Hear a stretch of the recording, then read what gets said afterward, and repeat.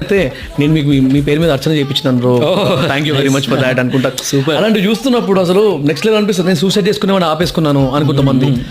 Open mic వచ్చినప్పుడు, open mics రెండు conduct చేసినాం, ఈసారి ఇంకొంచెం పెద్ద ప్లాన్ చేస్తున్నాం. ఎనీవేస్ ఓపెన్ మైక్ వచ్చినప్పుడు సెకండ్ టైం అనుకుంటా, there was a women, she was shivering.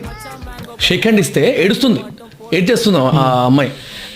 అదే అంటే how are they owning me like this? అంటే it's only because of the content. దీనికోసం ఇంత అంటే there is know what you call readily available content. ఇట్లాంటి content లేదని వాళ్ళు చూసి దాన్ని అబ్జర్వ్ చేసేసుకొని దాని మీద మనం ట్రస్ట్ చేసేసి కలిస్తే అంత కనెక్ట్ అయిపోతున్నారంటే ఇట్స్ లైక్ నెక్స్ట్ లెవెల్. మధ్యలో ఒక ఈవెంట్ కూడా వెళ్ళినా, నేను ఎక్కువ ఈవెంట్స్కి వెళ్ళను.